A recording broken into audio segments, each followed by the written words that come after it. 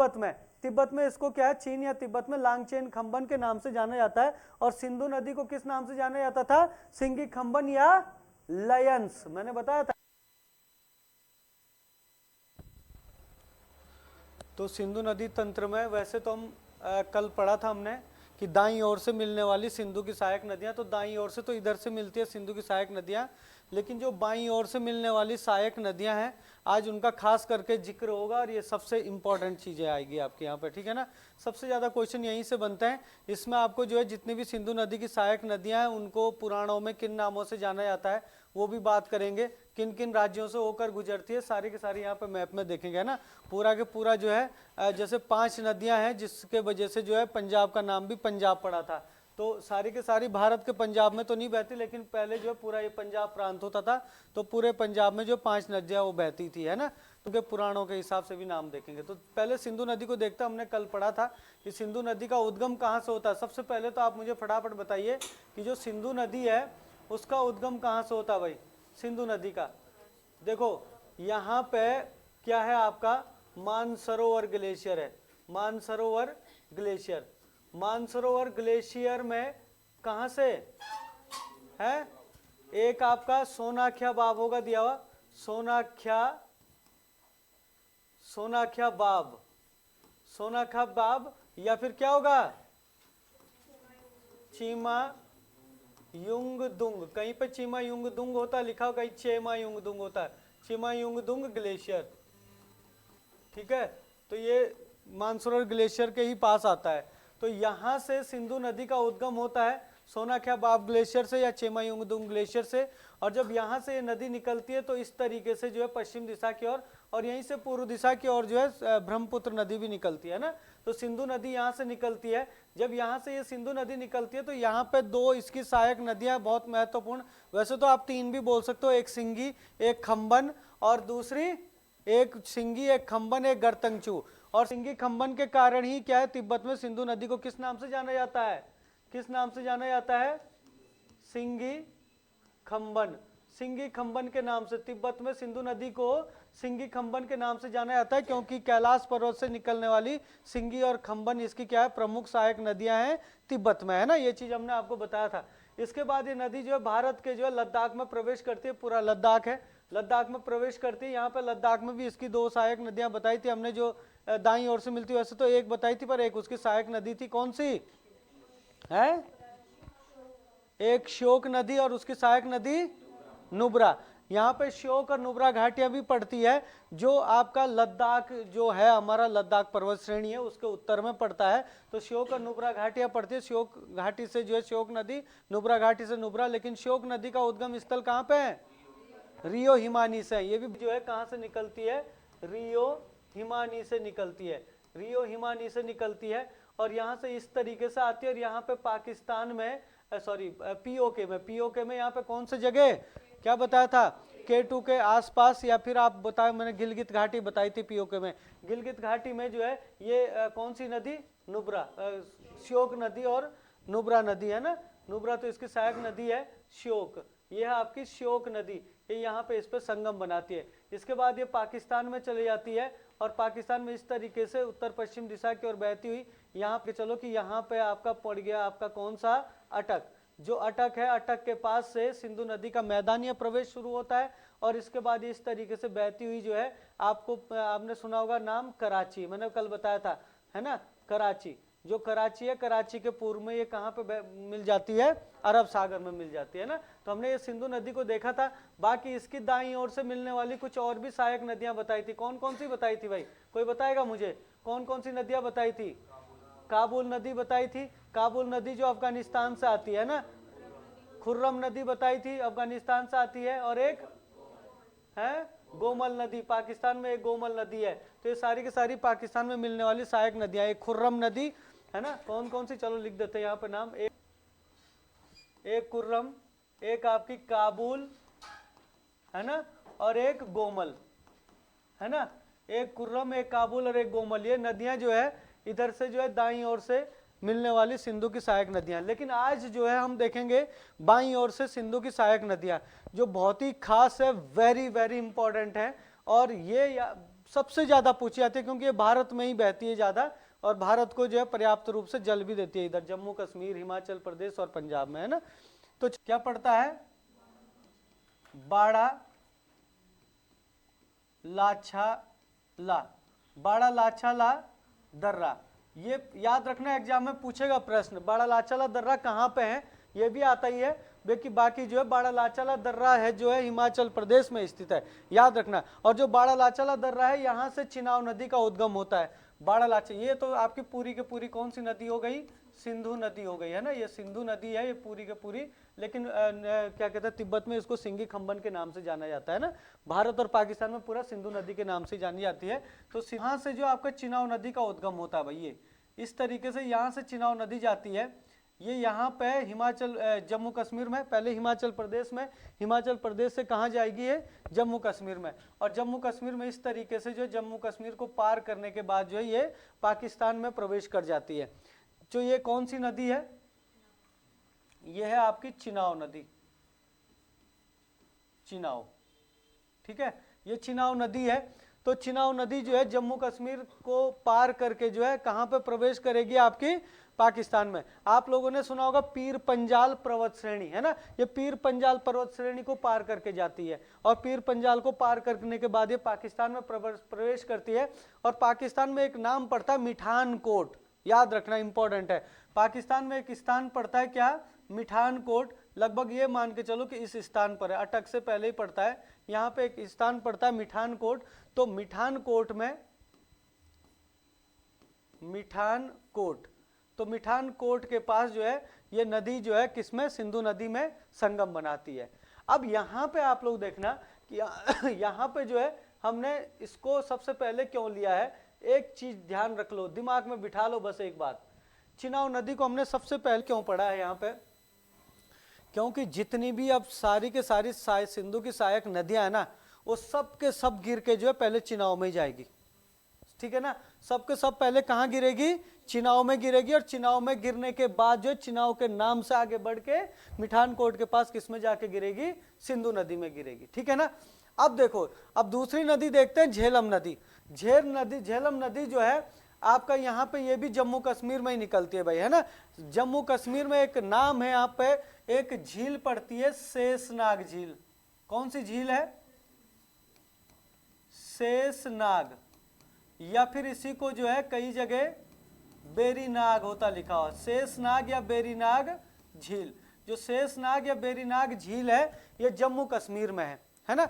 तो यहाँ पे शेषनाग झील से जो नदी निकलेगी वो कौन सी नदी निकलेगी, झेलम नदी निकलेगी।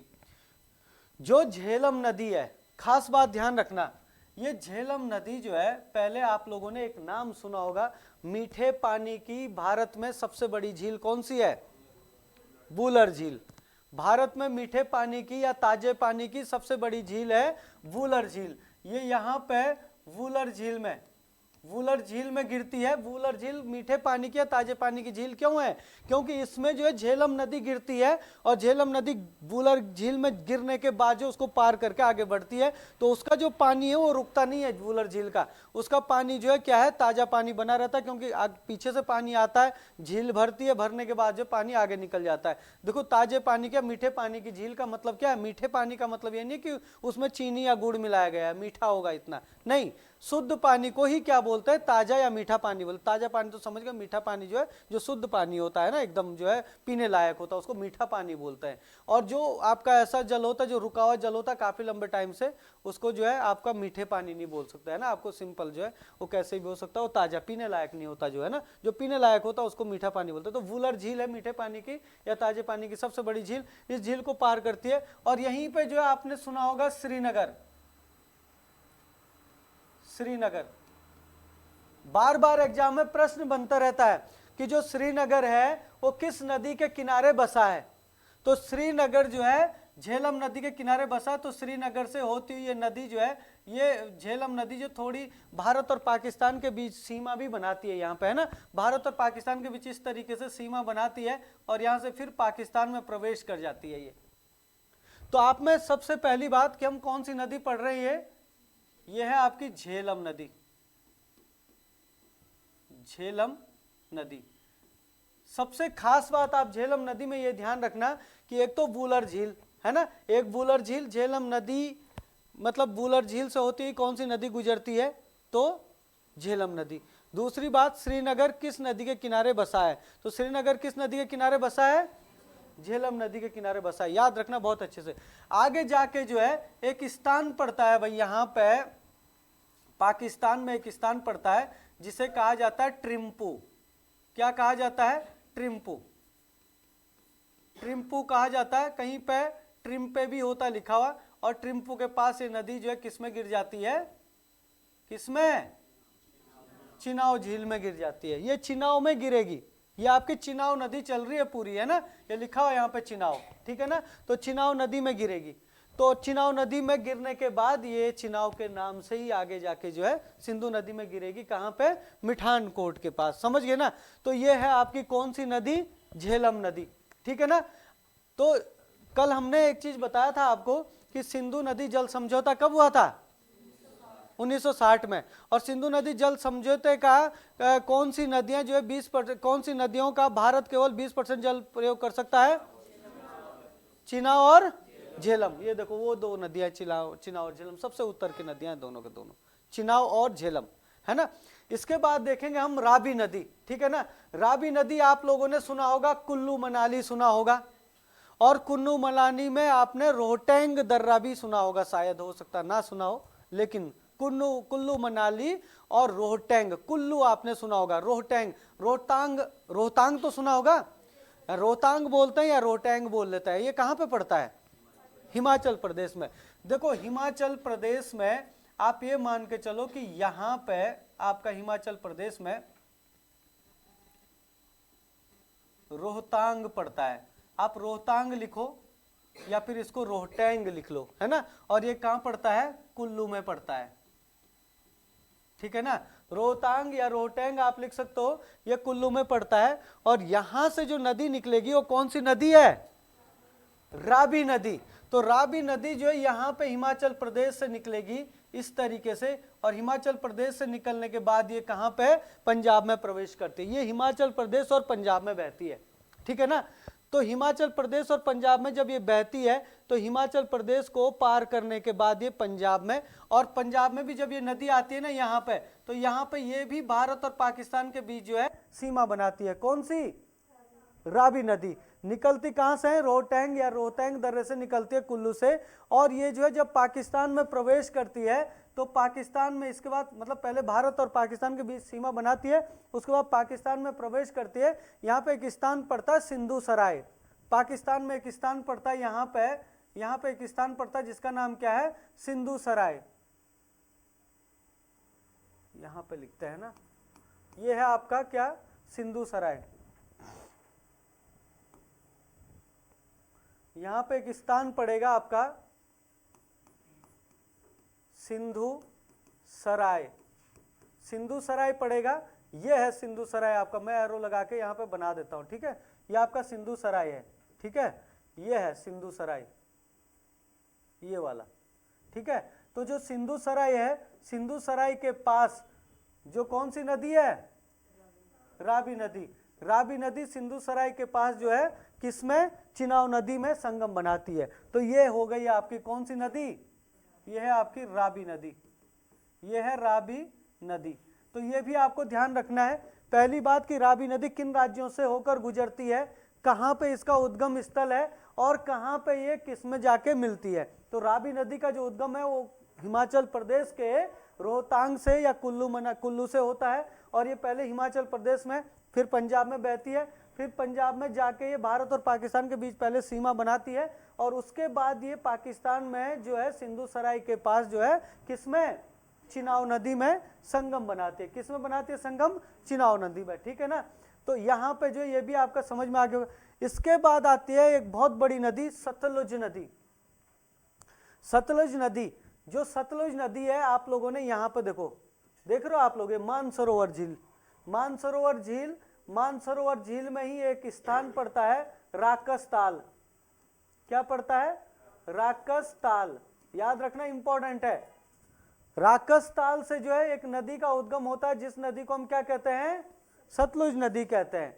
जो सतलुज नदी है इसका उद्गम राकस ताल से होता है, और राकस ताल कहाँ पड़ता है? तिब्बत में, या चीन बोल सकता है आप, चीन तिब्बत में पड़ता है। तो यहाँ पे जो है एक चीज ध्यान रखना पहले, अभी हम इनके जो है, अभी मैंने इनके पुराणों के हिसाब से नाम बताए नहीं, पुराणों के हिसाब से अभी मैं नाम बताऊंगा किसको क्या कहते हैं ना। फिलहाल ये देख लो कि कहाँ से निकल रही है और कहाँ पे जा रही है, ये ज्यादा मेन है पहले, है ना। तो जो ये राकस ताल से निकलती है नदी है ना, तो हिमाचल प्रदेश में बहती है। हिमाचल प्रदेश में जब ये आती है तो उससे पहले तिब्बत में या चीन में जो है इस नदी को लांगचेन खंबन के नाम से जाना जाता है। वेरी वेरी इंपॉर्टेंट है, किस नाम से जाना जाता है? लांगचेन, लांगचेन खंबन। हिमाचल प्रदेश में इसको लांगचेन खंबन के नाम से जाना तिब्बत में इसको क्या है? चीन या तिब्बत में लांगचेन खंबन के नाम से जाना जाता है। और सिंधु नदी को किस नाम से जाना जाता था? सिंगी खंबन या लयंस। मैंने बताया था कल, सिंगी खंबन या लयंस के नाम से किसको जाना जाता है? सिंधु नदी को। और लांगचेन खंबन के नाम से किससे जाना जाता है? सतलुज नदी को। तो ये सतलुज नदी जो है यहाँ पे आती है। यहाँ पे आप लोगों ने एक नाम सुना होगा, रोहटैंग सिपकिल्ला दर्रा सुना होगा आप लोगों ने। सिपकिल्ला दर्रा किसके बीच में? ऐसा प्रश्न बार बार आता है। तो ये जो सिपकिल्ला दर्रा है वो यहाँ पे आपका कौन सा है? सिपकिल्ला दर्रा है, सिपकिल्ला, है ना। ये सिपकिल्ला दर्रा कहाँ पे है? ये है यहाँ पे सिपकिल्ला दर्रा। जो सिपकिल्ला दर्रा है वो हिमाचल प्रदेश और तिब्बत के बीच, उत्तराखंड नहीं, हिमाचल प्रदेश और तिब्बत के बीच, या हिमाचल प्रदेश और चीन के बीच बोल सकते हैं, पूरा चाइना इधर है ना।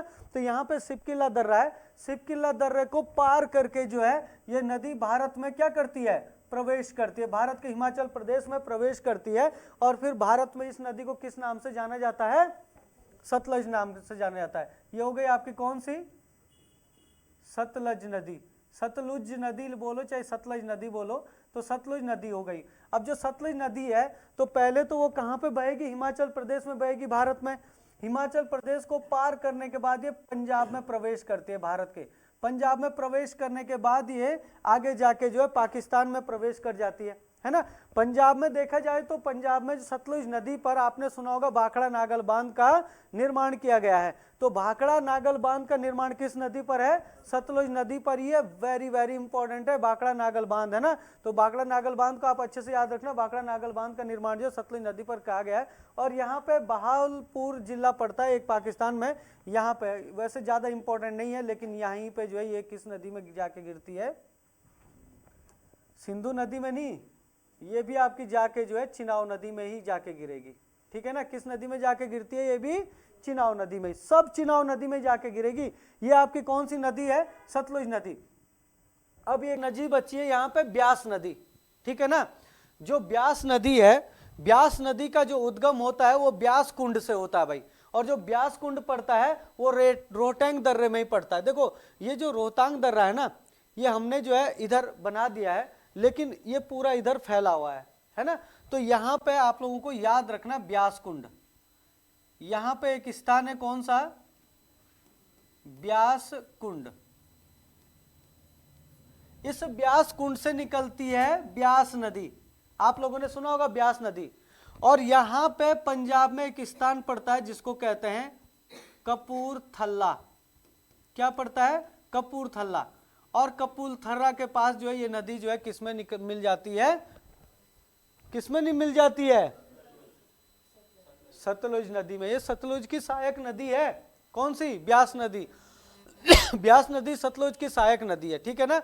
और ये यहाँ पे कपूरथला, या फिर एक स्थान जो है कपूरथला के साथ जो हो सकता है, लिख दे आपके पास, हरिके। एग्जैक्ट स्थान पड़ता है, उसको हरिके बोलते हैं। कपूरथला के पास जो हरिके में जो है किसमें मिल जाती है? सतलुज नदी में मिल जाती है। तो ये कौन सी नदी है? ब्यास नदी। ये है आपकी ब्यास नदी। अब देखो जरा, यहाँ पे हमने जो है सबसे बड़ी नदी, मतलब जो सारी के सारी नदियां जाके गिरी है, वो किसमें जाके गिरी है? चिनाव में जाके गिरी है। यहाँ पे हिमाचल प्रदेश में जो चिनाव नदी है, इसकी दो सहायक नदियां हैं, बहुत महत्वपूर्ण। एक नदी का नाम है चंद्र और एक नदी का नाम है भागा। किसकी? चिनाव की सहायक नदियां हिमाचल प्रदेश में दो, एक नदी का नाम है चंद्र और एक नदी का नाम है भागा, और इसी वजह से जो चिनाव नदी है इसको हिमाचल प्रदेश में चंद्रभागा के नाम से भी जाना जाता है। पहले तो आपको ये चीजें ध्यान रखनी है। अब बच्ची जरा इनकी बात की इनको जो है किन किन नामों से पुराणों में जाना जाता है, तो अगर हम यहाँ पर देखें, मैं नोट करवा दूंगा, पहले ऐसे ही सुन लो, है ना। अगर हम बात करें सबसे पहले किसकी, चिनाव नदी की, जिसको हमने सबसे पहले पढ़ा था, तो चिनाव नदी को पुराणों में किस नाम से जाना जाता है? चिनाव नदी को हम ब्लू कर देते हैं ना। चिनाव नदी को जो है पुराणों में किस नाम से जाना जाता है? किसी को है पता? चिनाव नदी को पुराणों में किस नाम से जाना जाता है? जल्दी बताओ, चिनाव नदी को पुराणों में किस नाम से जाना जाता है? जल्दी बताओ, चिनाव नदी को पुराणों में किस नाम से जाना जाता है? तो याद रखना अस्किनी के नाम से जाना जाता है। याद रखना, पेपर में प्रश्न आएगा, चिनाव नदी को पुराणों में अस्किनी के नाम से जाना जाता है। इसके बाद झेलम नदी, झेलम नदी को पूछेगा, झेलम नदी को पुराणों में किस नाम से जाना जाता है? जो ये झेलम नदी है, चिनाव नदी को अस्किनी और झेलम नदी को बितस्ता के नाम से जाना जाता है। बितस्ता, है ना, देखो अस्किनी, अस्किनी, बितस्ता, है ना। झेलम नदी को क्या है? बितास्ता के नाम से जाना जाता है। झेलम नदी के बाद पढ़ी थी हमने रावी नदी, रावी नदी को पुराणों में किस नाम से जाना जाता है? तो याद रखना परूषणी के नाम से। रावी नदी को पुराणों में कहा जाता है परूषणी। परूषणी के अलावा जो है इरावती भी कहते हैं, परूषणी या फिर इरावती। परूषणी या इरावती किसको कहा जाता है? रावी नदी को। इसके बाद सतलज नदी की बात करें तो सतलज नदी को पुराणों में किस नाम से जाना जाता है? तो सतलज नदी का भी आएगा, सतलज नदी को पुराणों में किस नाम से जाना जाता है? तो याद रखना सतुद्री। सतलुज नदी को पुराणों में कहा जाता है सतुद्री। सतलुज नदी को कहा जाता है पुराणों में सतुद्री। इसके बाद जो बची ब्यास नदी, ब्यास नदी को पुराणों में कहा जाता है बिपाशा। बिपाशा, बिपाशा बसु का नाम सुना होगा, हीरोइन भी है ना, उसी से याद रख लेना, बिपाशा बसु। किसी की फेवरेट थी बिपाशा बसु? नहीं थी, है? अच्छा ठीक है, कोई बात नहीं। तो देखो पुराणों में अस्किनी किसको कहा जाता है? चिनाव। देखो बताओ अब मुझे फटाफट, मैंने इसलिए नहीं लिखा था, थोड़ा रिवीजन करवाएंगे, आपने कितना अच्छे से सुना है। पुराणों में अस्किनी किसको कहा जाता है? चिनाव नदी को। पुराणों में बितस्ता किसको कहा जाता है? झेलम नदी, तो रट रखा है, झेलम नदी को। पुराणों में परूषणी किसे कहा जाता है? रावी नदी को। पुराणों में सतुद्री किसे कहा जाता है? सतलुज नदी को। सतलुज नदी को। पुराणों में बिपाशा किसे कहा जाता है? व्यास नदी को। तो ये तो बी से व्यास, व्यास ये ठीक है। सतुद्री 100 से सतुद्री, 100 से सतलुज, ये भी ठीक है। बस ये तीन में थोड़ी दिक्कत है। चिनाव नदी को अस्किनी, झेलम नदी को बितस्ता, रावी नदी को परूषणी या इरावती के नाम से पुराणों में जाना जाता है। और नदियों को नहीं पूछेगा पुराणों में, इनके ही नाम पूछता है पुराणों के हिसाब से, है ना, कि पुराणों में किस नदी को किस नाम से। मैचिंग करने के लिए भी पूछ लेता है, जैसे मैच करने के लिए नहीं पूछते वो, और सीधा वन लाइनर में भी पूछ लेता है, ठीक है ना। तो इन चीजों को आपको ध्यान रखना है। यहां तक किसी को कोई दिक्कत तो नहीं है ना? नहीं है ना, तो ठीक है। अब रही बात इनकी लंबाइयों की, तो लंबाइयां वैसे तो मैं सबकी नोट करवा दूंगा, लेकिन खास करके आपको किसकी लंबाई याद रखनी है? खास करके एक तो चिनाव की, क्योंकि भाई देखो सारी की सारी नदियां चिनाव में जाके गिर रही है, ठीक है ना। भारत में इसकी लंबाई कितनी होनी चाहिए? और एक आपकी जो है किसकी? सतलुज नदी की, क्योंकि ये अंतरराष्ट्रीय नदी है, ये मतलब 3 देशों में बह रही है। ये प्रश्न आता है इनमें से कौन सी नदी जो है 3 देशों से होकर गुजरती है? तो आपके इन्हीं 5 नदियों के नाम देगा, 5 में से जो है ये वाली अकेली नदी है जो 3 देशों से गुजरती, बाकी सब 2 देशों में गुजर रही है ना। देखो जो झेलम नदी भारत और पाकिस्तान, है ना, चिनाव नदी भारत और पाकिस्तान, आपकी सतलुज नदी ये क्या कहते हैं रावी नदी भारत और पाकिस्तान, और सतलुज नदी चाइना यानी कि तिब्बत, भारत और पाकिस्तान, 3 देशों में बह रही है। और बाकी ब्यास नदी तो केवल एक ही देश में बह रही है ना। पूछ लेता है इनमें से कौन सी एक अंतरराष्ट्रीय नदी नहीं है? अंतरराष्ट्रीय तो सारी है, अंतरराष्ट्रीय का मतलब जो दूसरे देश में भी बहती है, हमारे देश में भी जो 2 या 2 से अधिक देशों में। तो अंतरराष्ट्रीय तो इसमें केवल ब्यास नहीं है जो दूसरे देश में नहीं गिरी है, अपने देश में मिलती है, अपने देश से निकलते और अपने देश में जो है गिर भी जाती है ना, ब्यास को छोड़कर। ब्यास किसकी सहायक नदी है, ऐसा प्रश्न बनेगा। तो जो चिनाव नदी है भाई, इसकी जो टोटल लंबाई है वो 1800 किलोमीटर है। चिनाब नदी की और सतलुज नदी की याद रखना बिल्कुल रट के, इसका पूछ सकता कभी भी, औरों का नहीं पूछता इतना। सतलुज नदी जो आपके चिनाब नदी है उसकी लंबाई है 1800 किलोमीटर और भारत में 180 किलोमीटर बहती है। भारत में इसकी लंबाई है 180 किलोमीटर, नोट करवा दूंगा मैं, सुन लो बस। चिनाब नदी की टोटल लंबाई कितनी है 1800 किलोमीटर और भारत में कितनी बहती है 180 किलोमीटर। बस सीधी सी बात है, देखो ये देखो सीधी सी बात है, 1800 है, 1800 में से 0 हटाओगे तो फिर 180 बच जाएगा, याद रखना आसान है, ठीक है ना। अगर रही बात जो है सतलुज नदी की, तो सतलुज नदी जो है 1500 किलोमीटर लंबी है, 1500 किलोमीटर लंबी है, जिसकी भारत में लंबाई है 105 किलोमीटर, ठीक है ना। तो ये चीजें आपको ध्यान रखनी है, 1500 किलोमीटर है जिसमें से 105 किलोमीटर ये भारत में बहती है। तो ये सारी चीजें जो अब आप लोग नोट कर लो।